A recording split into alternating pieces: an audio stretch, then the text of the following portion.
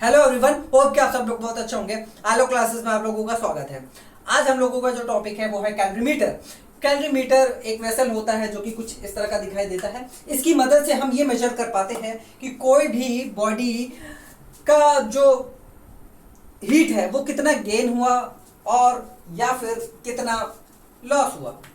तो ये दोनों चीजें हम पता कर सकते हैं जब हम उस हॉट बॉडी को या फिर कोल्ड बॉडी को किसी दूसरे हॉट बॉडी या कोल्ड बॉडी के अंदर में मिक्स करते हैं तब। जैसे कि एक एग्जांपल लेकर के हम चलते हैं कि सर्दियों में सुबह सुबह जब आप नहाने जाते हो, वैसे बहुत कम ही लोग नहाते हैं सुबह सुबह सर्दियों में। क्या आप उनमें से है कि जो लोग रोज नहाते हैं सर्दियों में भी? अगर है तो बहुत अच्छी बात है, नहीं है तो और अच्छी बात है भाई। ठीक है, तो यहाँ पे क्या हुआ कि सुबह सुबह जब आप नहाने जाते हो तो गर्म पानी लेकर के जाते हो, है ना। सर्दियों में तो गर्म पानी जब आप लेकर के जाते हो, मान लिया थोड़ा सा ज्यादा गर्म हो गया तो क्या करते हो, आप अलग से ठंडा पानी इसमें डालते हो ताकि इसका टेम्परेचर जो है नॉर्मल हो जाए, इसकी हीट एनर्जी थोड़ी सी कम हो जाए ताकि हम नहा सके, अच्छे से नहा सके। तो जब हम इसमें कोल्ड वाटर डालते हैं तो होता क्या है कि ये जो हॉट वाटर है कोल्ड वाटर को क्या करता है, अपनी एनर्जी देता है। यानी कि हॉट वाटर की एनर्जी क्या हो रही है, कम हो रही है। उसी समय पे क्या होता है, हॉट जो कोल्ड बॉडी उसकी एनर्जी गेन हो रही होती है ना। तो हमने जब ये दो अलग अलग लिक्विड्स को मिलाया, अलग अलग क्या सेम ही लिक्विड्स को मिलाया, तो वहां पे हुआ क्या कि एक में हीट गेन हो रही है और एक में हीट लॉस हो रही है। अब इसको हम क्या कर सकते हैं, मेजर कर सकते हैं कि कितनी हीट एनर्जी गेन हुई है, कितनी हीट एनर्जी लॉस हुई है, किसकी मदद से, इसकी मदद से। ठीक है, आइए हम लोग इसका कंस्ट्रक्शन देख लेते हैं। कंस्ट्रक्शन में देखो आप लोगों को कुछ अंदर, ये देखो ये अंदर एक लाइन दिखाई दे रही है, ये कॉपर से बनी हुई है। ठीक, अब ये जो कॉपर होता है गुड कंडक्टर होता है ना। अब ये गुड कंडक्टर होने के कारण जो हीट अंदर इसके अंदर में जाएगी, यानी कि जो भी हमने इसके अंदर में सब्सटेंस डाला है तो उसकी अपनी एक टेम्परेचर होगा। तो जैसे ही ये टेम्परेचर इसके अंदर में जाएगी, यानी कि हीट इसके पास में पहुंचेगा, कॉपर के पास में, ये तुरंत गर्म हो जाएगा और ये जो कॉपर है वो एक टेम्परेचर अटेन कर लेगा जो कि इस सब्सटेंस के बराबर में है, जो कि इसके अंदर में डला हुआ है। अब ये जो टेम्परेचर इसने गेन किया, इस गेन करने में जो हीट लगी वो बहुत ही कम लगी, इतनी कम लगी कि हम उसको नेग्लेक्ट कर सकते हैं। क्यों ऐसा होता है? क्योंकि कॉपर का जो स्पेसिफिक हीट कैपेसिटी होती है वो बहुत बहुत बहुत कम होती है। कॉपर की स्पेसिफिक हीट कैपेसिटी लो होती है। ठीक, इसीलिए इसको बहुत कम हीट की जरूरत होती है अपना टेम्परेचर राइज करने के लिए। और यहाँ पे क्या है कि जो सब्सटेंस डला उसी के बराबर में इसने कर लिया। ठीक है, अब देखो जो हीट है ना भाई, इसके अंदर में हीट तो होगी, जाहिर सी बात है। तो हीट जो है ना बाहर जाने की कोशिश करेगी। तो बाहर जाने के तीन तरीके हैं, है ना, कन्वेक्शन, कंडक्शन और रेडिएशन। यही तीन मेथड होते हैं। अगर आपने नहीं पढ़ा है तो मेरा सजेशन यही है कि आप लोग जाइए, मेरे चैनल पे ही मैंने प्लेलिस्ट बना रखी है हीट एंड एनर्जी की। आप वहां पे जाकर के देख सकते हैं। कन्वेक्शन, कंडक्शन और रेडिएशन की अलग से एक वीडियो बना कर रखी है मैंने, आप वहां पे जाकर के देख सकते हैं, अच्छे से समझ सकते हैं। तो आइए हम लोग यहाँ पे देखते हैं कि ये जो हीट है तीन तरीके से जाने की कोशिश करेगी। पहला है कंडक्शन। अब भाई जो सब्सटेंस है यहाँ पे पूरा टच करेगा, इसके टच करेगा तो हीट एनर्जी इसको प्रोवाइड करेगा, है ना। कॉपर को हीट एनर्जी ये देगा तो हीट एनर्जी जो है बाहर जाने की कोशिश करेगी, है ना, कंडक्शन मेथड से। जैसे कि कंडक्टर होते हैं ना, कंडक्टर से जो है हीट बाहर जाने की कोशिश करती है। तो यहाँ पे क्या है, बाहर जाने की कोशिश करेगी। तो हमने क्या लगा रखा है, वूल लगा रखा है। तो वूल क्या होता है, ये बैड कंडक्टर होता है। क्या है, ये बैड कंडक्टर होता है। तो ये हीट को बाहर नहीं जाने देगा। अगर बाहर किसी भी तरह जाने की कोशिश करेगा भी तो हमने यहाँ पे वुडन जैकेट लगा रखा है, यानी कि वुडन प्लेट लगा के रखी है हमने। तो ये भी क्या होता है, बैड कंडक्टर होता है, यानी कि ये भी अलाउ नहीं करेगा हीट को कि बाहर जाए भाई, है ना, ये भी अलाउ नहीं करेगा। तो जितनी भी हीट है हमारी ये अंदर ही रहेगी। इससे क्या होगा कि हम प्रिसाइजली ये पता कर पाएंगे कि हीट एनर्जी कितनी यहाँ पे है या फिर कितनी लूज हो रही है। ठीक है, तो यहाँ पे इसका हो गया। अब ये जो वुडन लिड है ना, इसका काम देखो। वुडन लिड क्या है, ये जो ढक्कन है ये हमारी मदद करता है ताकि जो हीट एनर्जी है वो कन्वेक्शन मेथड से बाहर ना जाए, कन्वेक्शन मेथड से। ठीक, अब यहाँ पे एक और मेथड है जो कि है रेडिएशन। हीट वहां से भी जाने की कोशिश करेगी। तो हीट जो है अगर मान लेते रेडिएशन की मेथड से जा रही है तो हमने क्या कर दिया, कॉपर को पॉलिश कर दिया। अब पॉलिश मटेरियल से रेडिएशन बाहर नहीं जा पाता है, वो रिफ्लेक्ट होकर के वापस चला आता है, क्योंकि रेडिएशन जो है लॉ ऑफ रिफ्लेक्शन को फॉलो करता है। तो जितनी भी हीट होगी इसी के अंदर में होगी। और यहाँ पे एक थर्मामीटर लगा है, स्टरर रखा है, ताकि हम जो दो अलग अलग बॉडीज को रख रहे हैं तो उसका जो हीट कह सकते हैं या फिर उन दोनों को अच्छे से मिक्स कर सके, है ना। और दोनों को जब मिक्स करेंगे तो क्या होगा कि एक अलग सा टेम्परेचर बन करके निकल करके आएगा दोनों के मिलने से। तो उसको नापने के लिए हमने यहाँ पे क्या रखा है, एक थर्मामीटर भी रखा है। ठीक, अब ये जो कैलोरीमीटर है ये कौन से प्रिंसिपल पे वर्क करता है ना। अभी हमने आप लोगों को एक एग्जांपल बताया कि जब आप सुबह सुबह नहाने जाते हो तो क्या होता है, वहां पे आप ठंडा पानी और गर्म पानी मिलाते हो ताकि आप अच्छे से नॉर्मल तरीके से नहा सको, है ना, बढ़िया से नहा सको। तो वहां पे देखो क्या हो रहा है, हमने दो अलग अलग बॉडीज रखी है, एक हॉट वाटर और कोल्ड वाटर रखी है। हॉट वाटर और कोल्ड वाटर है ना। कोल्ड वाटर भी इसी में हमने मिला दिया है। ठीक, हॉट और कोल्ड वाटर जब हमने इसको मिलाया है तो क्या हुआ है कि भैया हॉट वाटर कोल्ड वाटर को क्या देगा, हीट एनर्जी देगा। जब ये दो हीट एनर्जी दे रहा है तो क्या है, बाहर भी हीट एनर्जी जाएगी, है ना। हीट एनर्जी जो है बाहर जाने की कोशिश करेगी। अगर हम इसको क्या कर दिए, एकदम इंसुलेटेड कर दिए, एकदम बंद कर दिए, है ना, एकदम बंद कर दिए, तब क्या होगा, तब होगा ये कि जितनी हीट एनर्जी हम क्या कर रहे हैं, हॉट बॉडी लूज कर रहा है ना, लॉस, हॉट बॉडी में जितनी भी हीट एनर्जी लॉस हो रही है उतनी ही एनर्जी कोल्ड बॉडी को मिल रही है। और यही क्या हो जाता है हमारा प्रिंसिपल ऑफ कैलोरीमेट्री।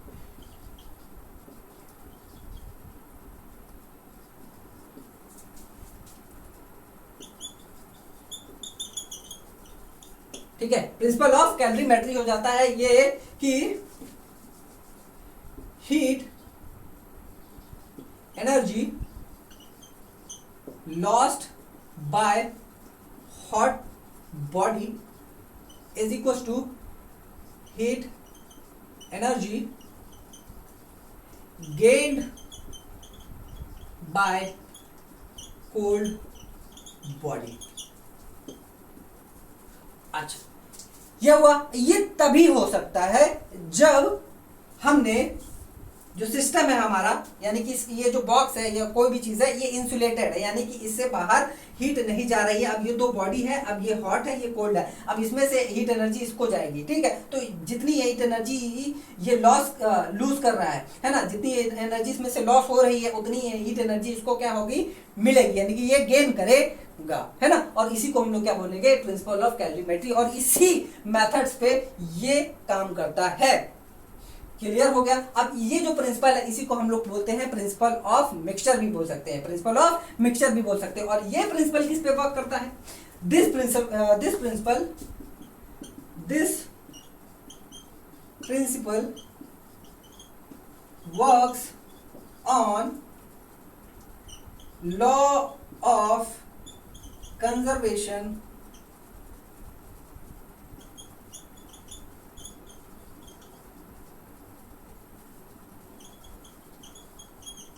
एनर्जी, है ना। Law of conservation of energy क्या होता है कि जितनी एनर्जी हम दे रहे हैं उतनी एनर्जी हमें मिलेगी। ठीक है, तो यहाँ पे भी वही हो रहा है कि जितनी एनर्जी भैया हॉट बॉडी लॉस कर रहा है उतनी ही एनर्जी जो है कोल्ड बॉडी को मिल भी रही है।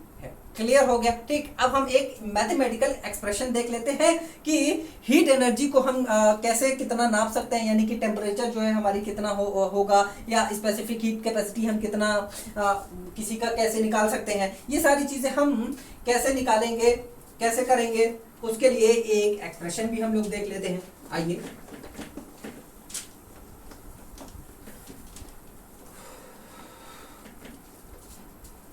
आइए अब हम लोग इसका मैथमेटिकल एक्सप्रेशन देखते हैं। ठीक, अब एक बॉडी हमने ले ली x जो कि है हॉट बॉडी, और एक मैंने ले ली y जो कि है कोल्ड बॉडी। ठीक, इसका हमने मास mx ले लिया, इसका हमने मास my ले लिया। ठीक, इसका हमने स्पेसिफिक हीट कैपेसिटी x ले ली, इसकी हमने स्पेसिफिक हीट कैपेसिटी y ले ली। ठीक, उसके बाद में इसका टेम्परेचर हमने Tx ले लिया, इसका टेम्परेचर Ty ले लिया। अब जब हम दोनों को मिक्स करेंगे तब एक अलग से टेम्परेचर बन करके आएगा जो कि होगा हमारा T, है ना। T is the temperature of mixture of both bodies together. ठीक है, टी हमें ये मिल गया। उसके बाद में जब इन दोनों को हमने मिलाया तो होगा क्या, इसमें से हीट एनर्जी जो है जाएगी, यानी कि इसका टेम्परेचर होगा कम, है ना। तो temperature of x after mixture, after mixing, temperature of x क्या हो जाएगा, टी एक्स माइनस टी, ये हो जाएगा। ठीक है, क्योंकि भैया पहले ज्यादा था, फिर क्या हो गया, कम हो गया कि नहीं हो गया, है ना, क्योंकि इसने हीट एनर्जी अपनी दी है, तो टेम्परेचर हो गया कम। तो कितना कम हुआ, हम दोनों को माइनस कर देंगे तो हमें पता चल जाएगा। ठीक, और टेम्परेचर ऑफ वाई, इसका तो क्या होगा, टेम्परेचर गेन होगा, तो कितना गेन होगा, टी माइनस टी वाई हो जाएगा।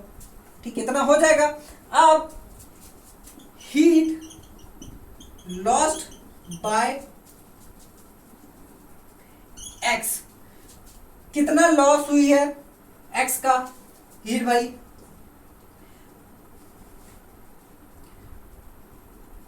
ये हो जाएगा एम एक्स सी x T x minus t, इतना हो जाएगा।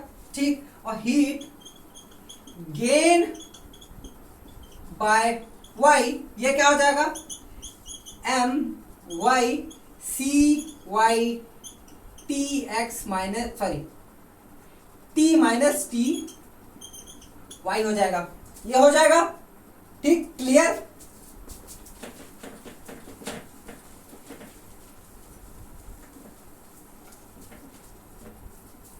If heat energy is not lost in surrounding, अगर हीट बाहर नहीं जा रही है तो, ठीक, कैलोरी मीटर से बाहर नहीं जा रही है, तब क्या होगा, by principle of calorimetry, heat gained by cold body is equals to heat lost by hot body। तो कितना लॉस हुआ है, कितना गेन हुआ है, M Y C Y T minus T Y equals to M x C x T x minus T. ये expression आ गया, इसकी मदद से हम कुछ अननोन क्वांटिटीज को निकाल सकते हैं, जैसे कि स्पेसिफिक हीट कैपेसिटी निकाल सकते हैं, टेम्परेचर निकाल सकते हैं कि कितना लॉस हुआ, कितना गेन हुआ, है ना, ये सारी चीजें हम यहाँ पे निकाल सकते हैं। ठीक है, ये अलग अलग चीजें हम लोग निकाल सकते हैं। अब हम लोग निकालेंगे क्या, specific heat capacity of a solid. भाई कैलोरी मीटर है, अब उसके अंदर में हमने क्या रखा है, सॉलिड रखा है, तो उसकी हीट कैपेसिटी हम स्पेसिफिक हीट कैपेसिटी कैसे निकालेंगे, आइए उसके लिए हम लोग एक मैथमेटिकल एक्सप्रेशन निकालते हैं। Measurement of specific heat capacity of solid।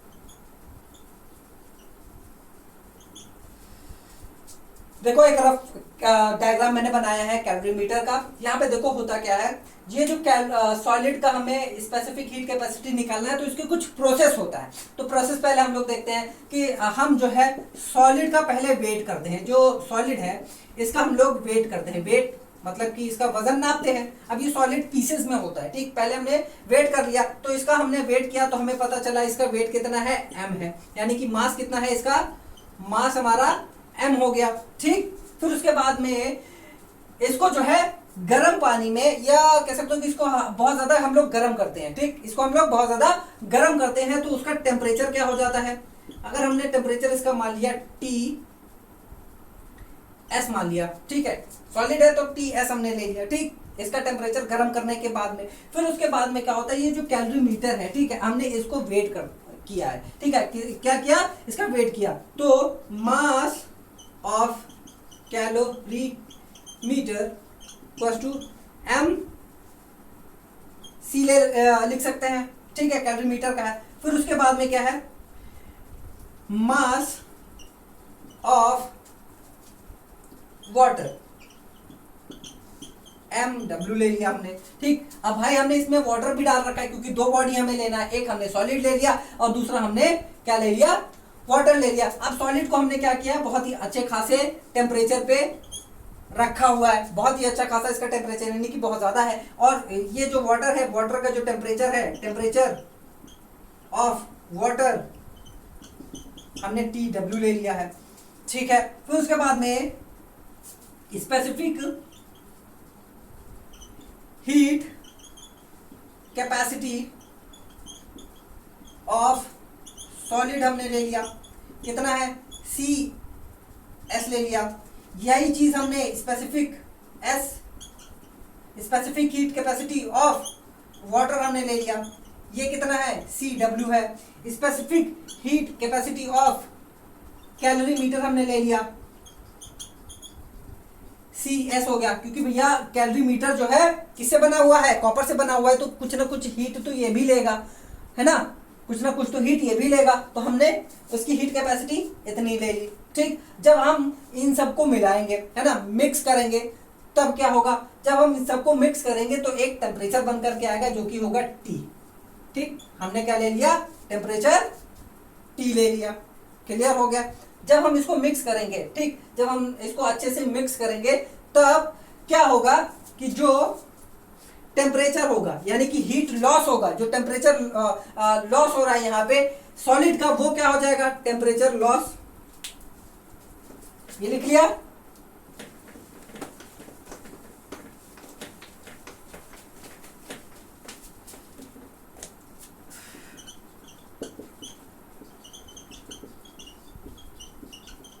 ये क्या हो जाएगा, TS माइनस T, क्यों, यही होगा, कितना लॉस हुआ। तो उसके बाद में टेम्परेचर गेन्ड बाय वाटर, ये कितना हो जाएगा, T माइनस TW हो जाएगा। और टेम्परेचर गेन बाय कैलोरीमीटर भी यही हो जाएगा, ठीक, यही हो जाएगा, क्योंकि ये वाटर के साथ में ही मिक्स्ड है, ठीक है। उसके बाद में हम लोग ये देख रहे हैं, जब हम लोग ये देख रहे हैं कि यहाँ पे कोई भी हीट लॉस नहीं हो रहा है, बाहर को नहीं जा रहा है, हम लोगों ने इसको ऐसा बना रखा है कि बाहर नहीं जा रहा है, तो heat lost by solid is equal to heat gain by water plus heat gain by calorimeter, ये हो जाएगा by principle of calorie metre. इसकी मदद से ये हो जाएगा। अब हम इस यहां पे वैल्यूज रखते हैं। वैल्यूज क्या क्या होंगी, वैल्यूज क्या क्या होंगी। अब हीट लॉस बाय सॉलिड, उसका मास था ms, है ना, इसकी हीट कैपेसिटी थी CS, और जो टेम्परेचर लॉस हुआ वो क्या होगा, TS माइनस T हो जाएगा, ठीक।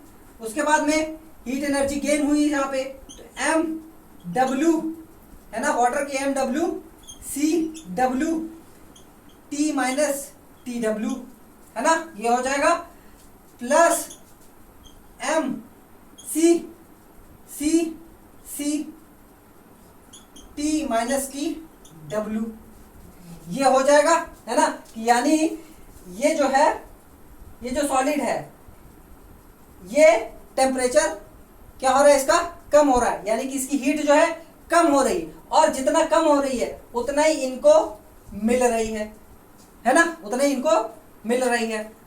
ठीक, तो अगर हम इसकी हीट कैपेसिटी निकालें, है ना, स्पेसिफिक हीट कैपेसिटी का अगर हमें निकालना है तो क्या करना पड़ेगा, इसको अकेला करना पड़ेगा। तो इन सबको, इन दोनों को क्या करो, इधर लेकर के चले जाओ। जब ये इधर जाएगा तो क्या होगा, C S equals to M W C W T minus T W plus M C C T minus T W.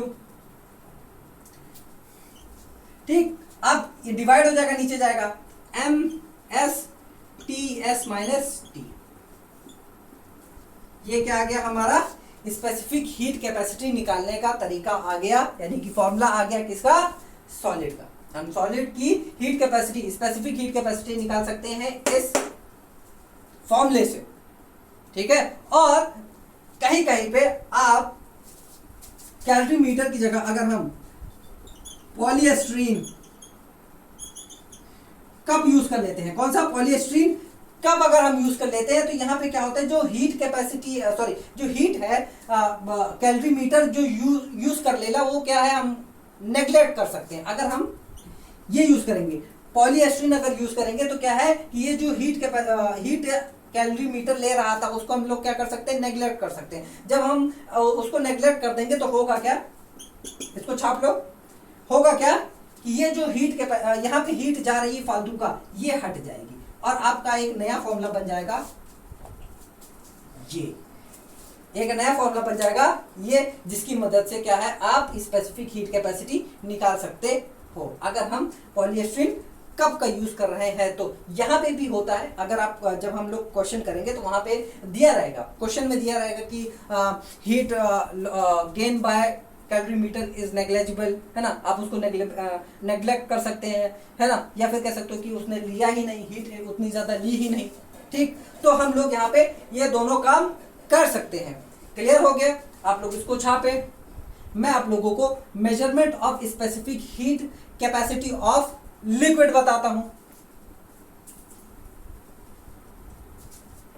छाप लिया, गुड, छापने में तो उस्ताद हो आप लोग।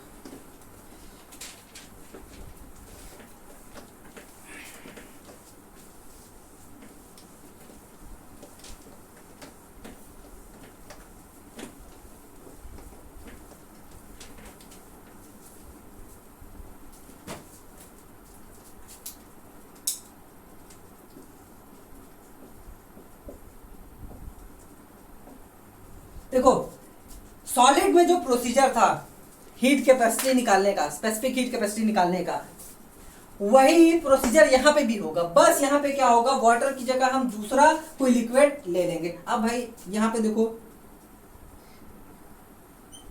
कैलोरीमीटर है हमारा,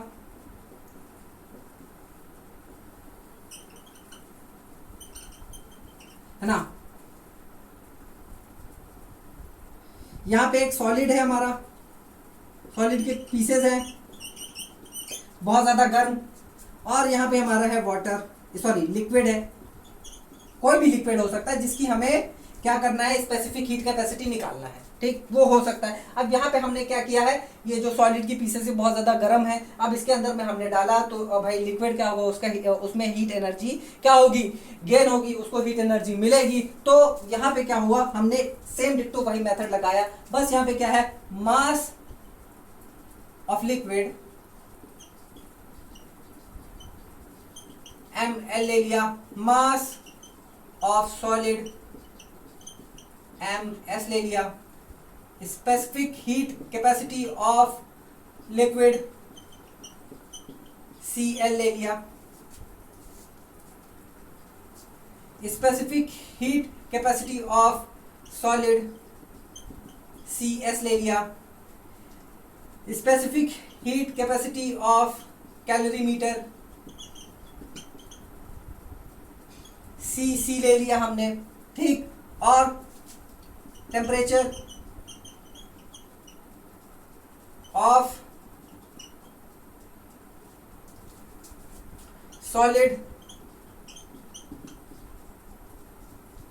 टी एस ले लिया। टेम्परेचर ऑफ लिक्विड,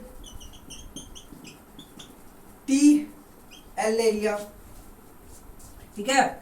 फिर उसके बाद में जब हम इनको मिक्स करेंगे तो वही हालत होगी, एक नया टेम्परेचर निकल करके आएगा, है ना। अब जब हीट जो टेम्परेचर होगा वो लॉस हो रहा है, टेम्परेचर क्या हो रहा है, लॉस हो रहा है, तो क्या होगा, ऑफ सॉलिड, यहाँ पे क्या हो जाएगा, टी एस माइनस टी, है ना, टेम्परेचर लॉस्ट बाय सॉलिड, ठीक, ऐसे लिखना, ये लिखना, ठीक। उसके बाद में टेम्परेचर गेन्ड बाय लिक्विड, ये क्या हो जाएगा, टी माइनस टी एल हो जाएगा, ठीक है, टी माइनस टी एल हो जाएगा, और यही कैलोरीमीटर का भी हो जाएगा, ठीक है। आइए हम लोग फॉर्मूला निकालते हैं। अगर कोई हीट सराउंडिंग में नहीं जा रही है तब by principle of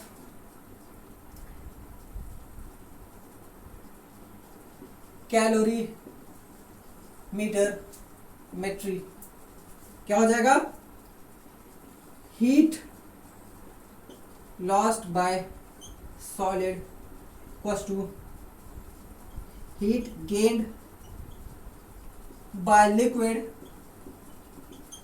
plus heat gained by calorimeter, ठीक है। क्या हो जाएगा, M S C S T S minus t equals to m सी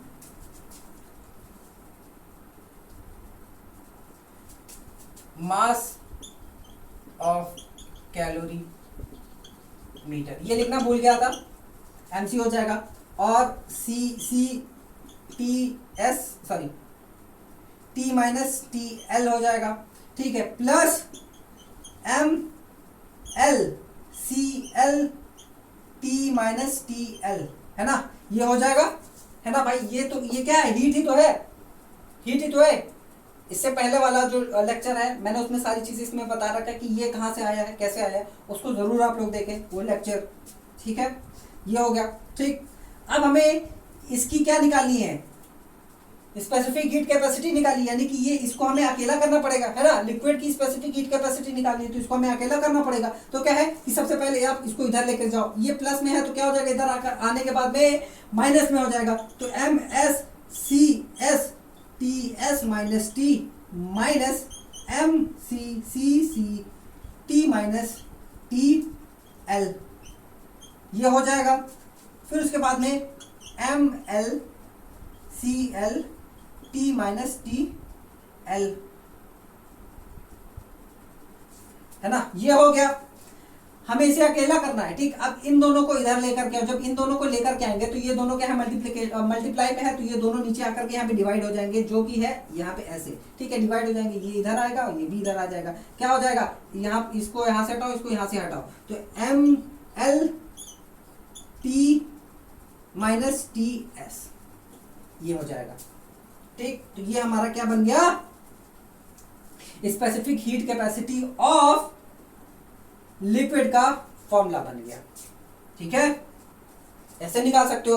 और अगर हमने पॉलीएस्ट्रीन का कप यूज कर लिया कैलोरीमेट्री की जगह, सॉरी कैलोरीमीटर की जगह, तब क्या होगा, वहां पे जो हीट कैलोरीमीटर जो ले रहा है, पॉलीएस्ट्रीन कप जो है वो भी नहीं लेगा। तो हम क्या करेंगे, इसको नेग्लेक्ट कर सकते हैं। तब वहां पे जो फॉर्मूला बन जाएगा वो क्या बन जाएगा, M S C S T S minus T upon M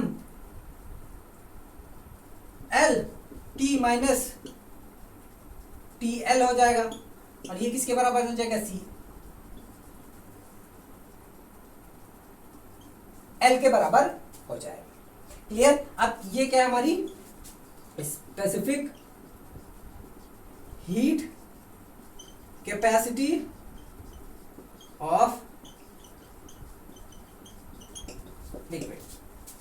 ठीक है, बहुत सारी स्पेसिफिक हीट कैपेसिटीज तो मैंने कल लिखवा दी हैं, बहुत सारे सब्सटेंस के मैंने लास्ट वीडियो में मैंने लिखा रखी है, बता रखी है, तो उसको भी आप लोग जरूर से जरूर देखें। उसको कोशिश करिए कि ज्यादा से ज्यादा क्वेश्चन जब आप लगाएं तो वहां पे यूज करें आप लोग। ठीक है, और यहाँ पे अगर कोई चीज नहीं पता, जैसे कि specific heat capacity of solid का नहीं पता, तो हम यहाँ निकाल सकते हैं, टेम्परेचर हम निकाल सकते हैं, मास वगैरह भी हम लोग यहाँ से निकाल सकते हैं। ठीक है, क्लियर हो गया? अब एक और तरीका होता है स्पेसिफिक हीट कैपेसिटी निकालने का, वो होता है इलेक्ट्रिसिटी। आइए देखते हैं।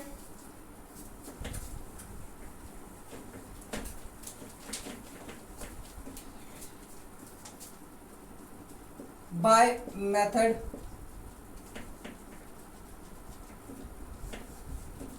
By electrical method.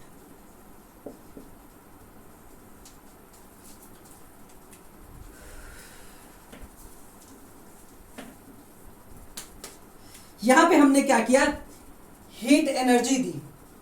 कैसे दी? इलेक्ट्रिकल मेथड से। यानी कि अब जब हम इलेक्ट्रिकल मेथड से जब हीट एनर्जी देते हैं तो क्या कह सकते हो कि हम लोग पावर देते हैं। क्या देते हैं?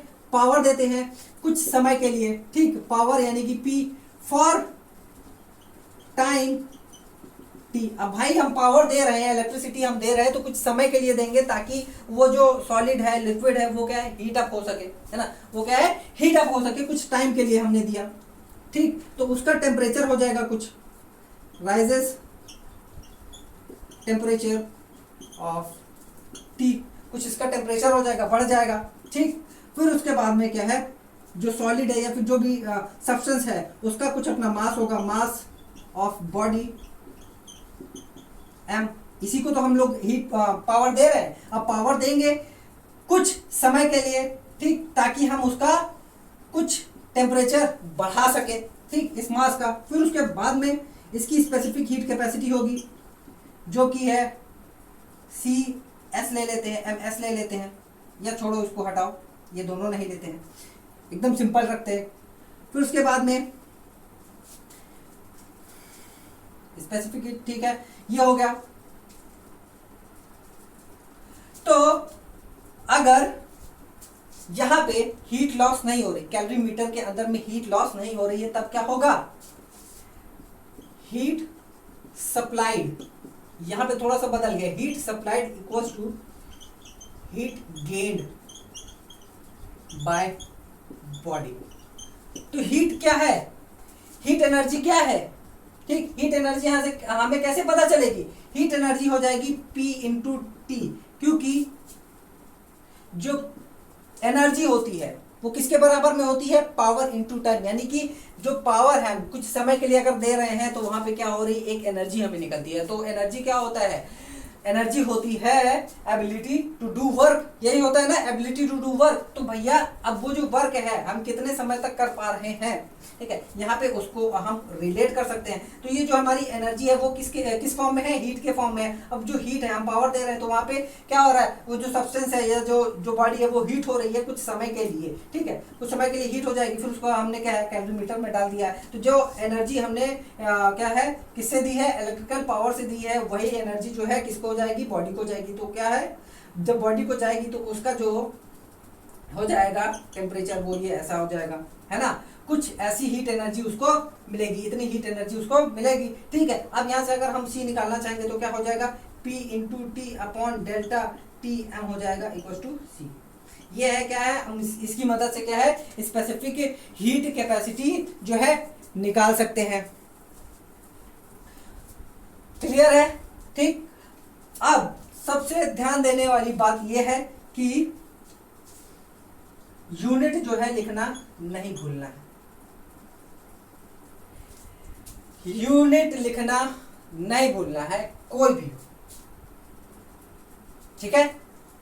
यूनिट का एक से आधा नंबर आपको मिलता ही मिलता है, बहुत ज्यादा जरूरी होता है, तो इसको आप लोग कतई छोड़ करके ना आए, ठीक है।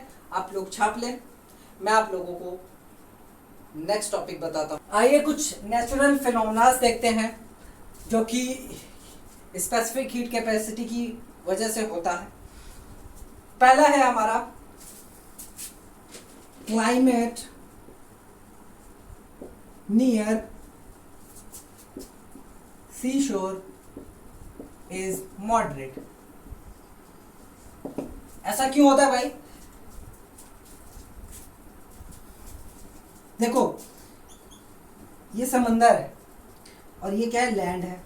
यहाँ पे घर बना हुआ है मान लेते हैं, आपका घर है बढ़िया से, समंदर किनारे घर, उस घर में आई मछली, उसको पका के खा गए, है कि नहीं?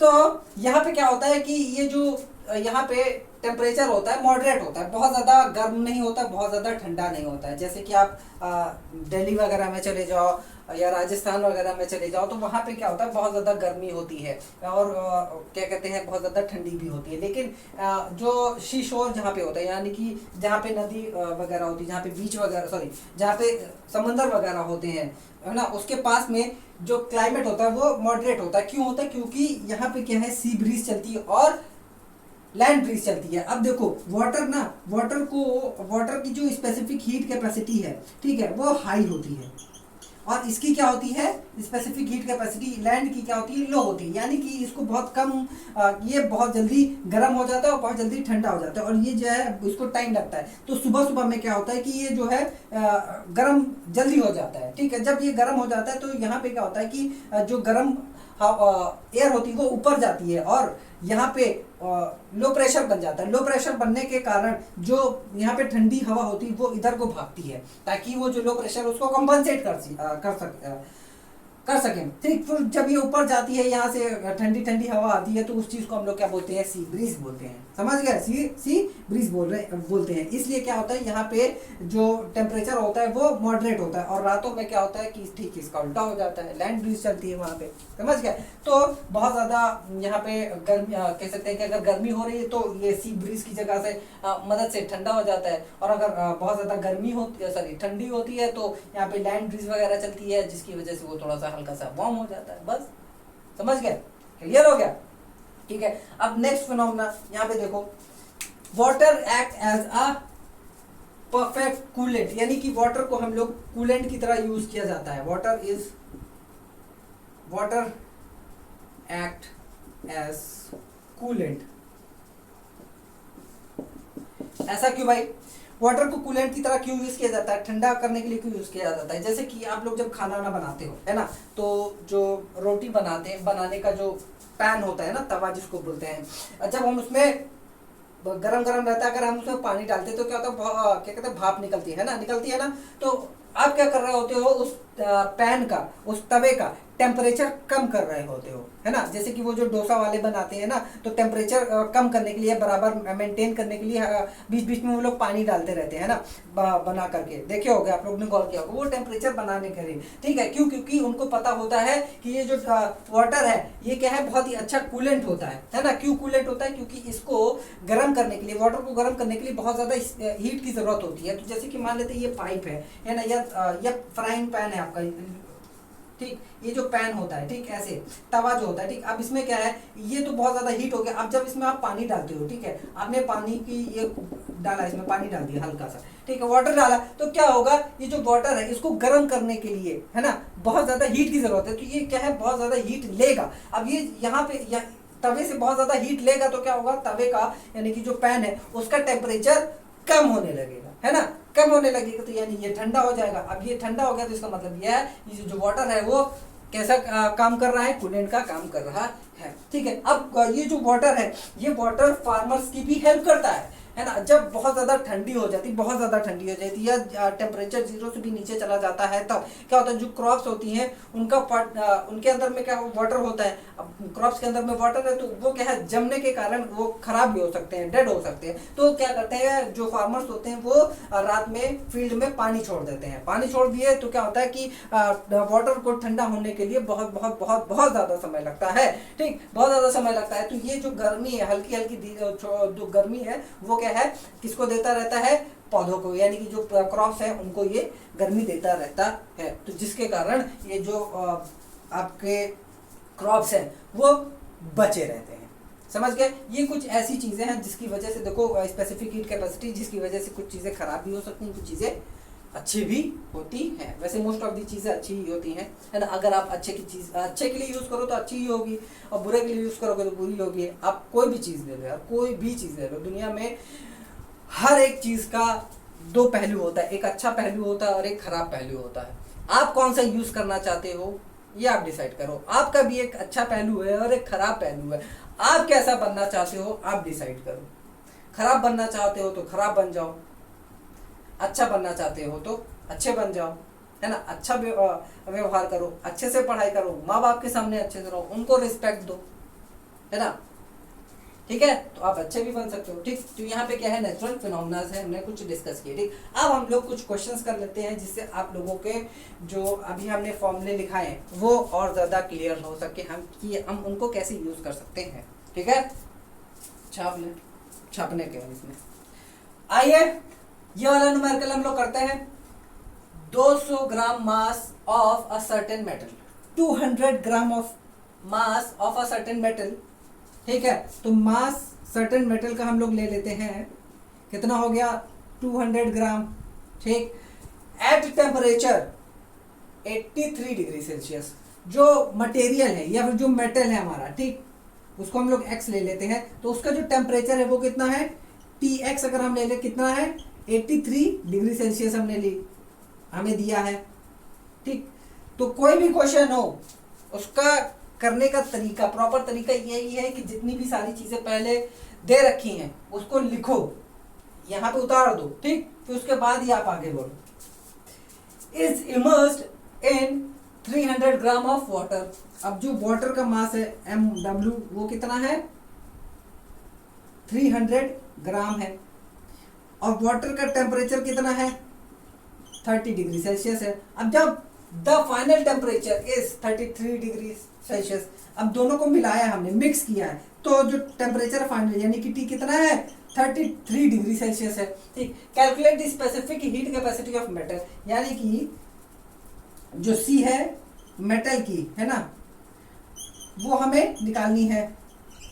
ठीक, और CW दे रखी है हमें 4.2 जूल पर ग्राम केल्विन।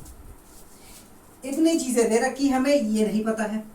और साथ ही साथ में यहाँ पे देखो कैलोरी मीटर का कोई नामो निशान नहीं है, यानी कि हमें उसका यूज नहीं करना है, और उसमें जो हीट एनर्जी जा रही थी उसको हमने नेग्लेक्ट कर दिया है, ये हमारे क्वेश्चन में दिया ही नहीं। ठीक है, तो हम क्या करेंगे, सीधा सा जो हम लोगों ने फॉर्मूला बनाया था, ठीक, सॉलिड का क्या था, M लिक्विड, या कह सकते हो कि M वाटर, C वाटर यानी कि मास of water, specific heat capacity of water, और चेंज इन टेम्परेचर यानी कि T माइनस TW।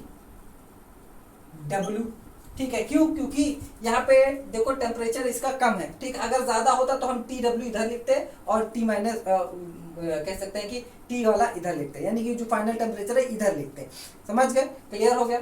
ठीक, फिर उसके बाद में क्या है MS और TS माइनस T, क्योंकि TS बहुत ज्यादा है, ये बहुत ज्यादा है, यानी कि इसको, ये बहुत ज्यादा गर्म है और इसको ठंडा किया गया है इतने तक, है ना, इतने तक ठंडा किया गया है, और वाटर को इतने तक गर्म किया, यानी कि 3 डिग्री गर्म किया गया है। और ये जो टेम्परेचर लॉस होगा, है ना, जो टेम्परेचर लॉस कर रहा है मेटल, वो कितना हो जाएगा 50 डिग्री हो जाएगा। कैसे, तो टेम्परेचर हम लिख लेते हैं, temperature lost by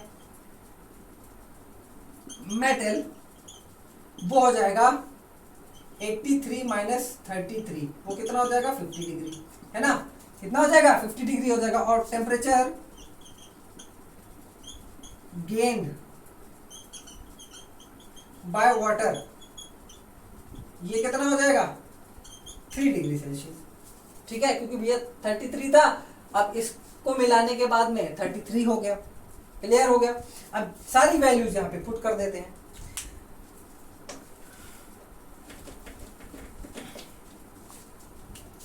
CS, mass of water 300 gram, specific heat capacity of water ये दे रखी है 4.2, और टेम्परेचर राइज इन टेम्परेचर कितना हुआ, 33 था, सॉरी 30 था, 33 हो गया, तो राइजिंग टेम्परेचर कितना हो गया, 3 डिग्री हुआ। समझ गए, 33 ना लिख देना भाई आप लोग। फिर उसके बाद में क्या है, मास ऑफ सॉलिड कितना है, 200 ग्राम, और टेम्परेचर कितना लूज किया उसने, 50 डिग्री। ठीक, यह भी हम लोगों ने निकाला।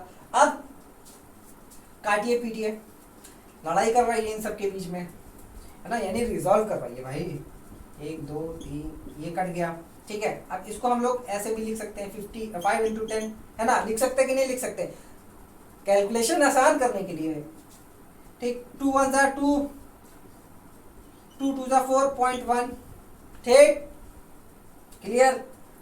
5 1 जा 5, 5 0 पॉइंट इंटू 6, है ना भाई, 30 है, 5 करोगे तो कितना होता है, 6 ही तो होता है। अब यहाँ पे हमने क्या किया है, ये तो बेसिक मैथ है यार, ये नहीं बताऊंगा, ठीक, ये करो आप लोग।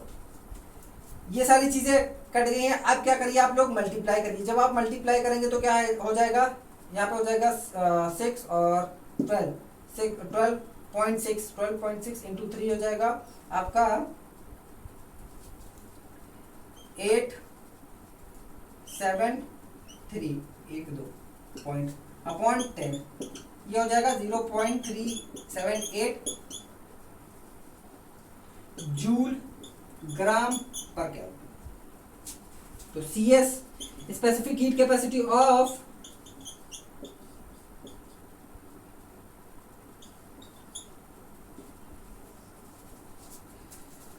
मेटल आ गई है 0.378 जूल पर केल्विन ग्राम, केजी नहीं लिखा है, केल्विन ग्राम लिखा है, ठीक है। समझ में आया, छाप ले। नेक्स्ट बताता हूं, ये एक आसान सा न्यूमेरिकल है, इसको हम लोग कर लेते हैं, ठीक। तो पहले गिवन देखते हैं क्या क्या दिया हुआ है। Given 1 kg of water, mass of water दे रखा है पहले ही, कितना है 1 kg, 1 kg यानी कि 1000 ग्राम, डायरेक्टली हम लोग लिख लेते हैं। Is contained in 1.25 kilowatt, is contained in a 1.25 kilowatt kettle. तो पावर हमें दे रखी है 1.25 किलोवाट, इसको जब हम लोग कन्वर्ट करेंगे वाट में तो ये हो जाएगा 1250 वाट, ठीक है। फिर उसके बाद में क्या दे रखा है, कैलकुलेट द टाइम टेकन, यानी कि टाइम जो है हमारा वो हमें नहीं पता है, time taken for the temperature of the water to rise, temperature of the water to rise from 25, पहले इनिशियल यानी कि T1 कितना था 25 था, और T2 कितना हो गया 100 हो गया, ठीक है। तो चेंज इन टेम्परेचर कितना हो गया, तो चेंज इन यानी कि डेल्टा T कितना हो गया, यहाँ पे हो गया है 100 में से 25 माइनस करेंगे तो आपका आ जाएगा 75 डिग्री सेल्सियस, यानी कि 75 डिग्री सेल्सियस आ गया, ठीक। उसके बाद में क्या दिया, specific heat capacity of water CW दे रखा है 4.2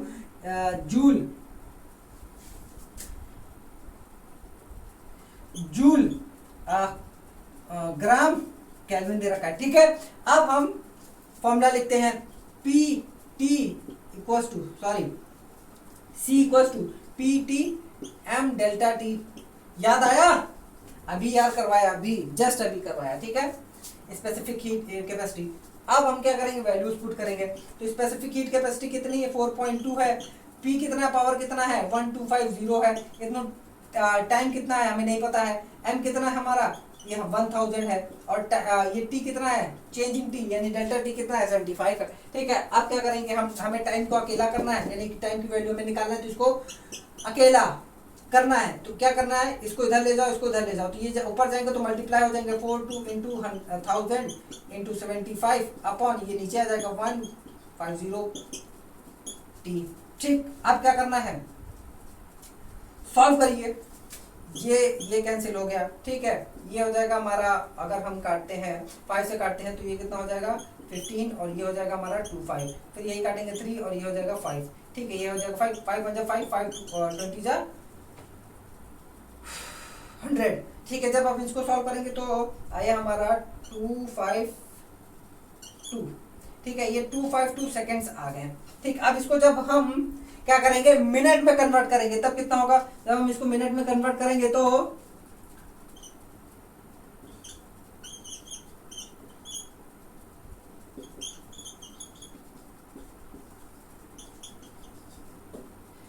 ये हमारा क्या आ गया, आंसर आ गया। ठीक है, छाप ले, काफी आसान था। और बहुत सारे क्वेश्चंस आप लोग सॉल्व करिए ऐसे ही। ठीक, पहले जितनी भी सारी चीजें दी हैं उनको लिखिए, फिर आप फॉर्मूला लिखिए, फॉर्मूले में क्या गायब है आपको खुद ही पता चल जाएगा, क्या निकालना है खुद ही पता चल जाएगा। बहुत ज़्यादा आप लोगों को मेहनत करने की ज़रूरत नहीं पड़ेगी और इस तरीके से आप न्यूमेरिकल बहुत अच्छे से कर सकोगे। ठीक है, लेकिन प्रैक्टिस ज़रूरी है। ये नहीं कि हमने बता दिया तो बस छोड़ दिया, हो गया सर बहुत हो गया, नहीं, प्रैक्टिस आपको करना ही करना है। ये बहुत सारी चीज़ें होती हैं, थोड़ी सी मुश्किल होती है ना। जब आप पेपर करोगे तो क्या होगा, पेपर में आपको अगर अच्छा करना है तो आपको यहाँ पे प्रैक्टिस करनी पड़ेगी। अब प्रैक्टिस करोगे ना, एक दो बार प्रैक्टिस करोगे तो ये आपको मुश्किल तो लगेगा, लेकिन फिर उसके बाद एकदम आसान हो जाएगा, बहुत ही आसान लगेगा। इन क्वेश्चंस को सॉल्व कर लेंगे तो, जब आप इन क्वेश्चंस को सॉल्व कर लेंगे तो उसके बाद में क्या है, आपको सारी चीजें आसान लगने लगेंगी। क्लियर? ठीक है, तो आप लोग क्या करिए, मन लगा करके पढ़िए। अगर आप लोगों को कोई डाउट होता है क्वेश्चन से रिलेटेड तो आप क्या करिए, कमेंट बॉक्स का यूज कर सकते हैं, या फिर आप डायरेक्टली हमारे साथ में टेलीग्राम चैनल पे जुड़ सकते हैं हमारे साथ में। वहाँ पे उसकी जो लिंक मैंने डिस्क्रिप्शन बॉक्स में दे रखी है, वहाँ पे आप आकर के हमारे साथ में इंटरैक्ट कर सकते हैं। साथ ही साथ में आपको नोट्स भी वहाँ पे अवेलेबल हैं। ठीक, तो आप लोग उसको भी डाउनलोड कर सकते हैं और मन लगा के आप लोग पढ़िए, अच्छे से पढ़िए। हम लोग मिलते हैं नेक्स्ट वीडियो में, तब तक के लिए बाय बाय।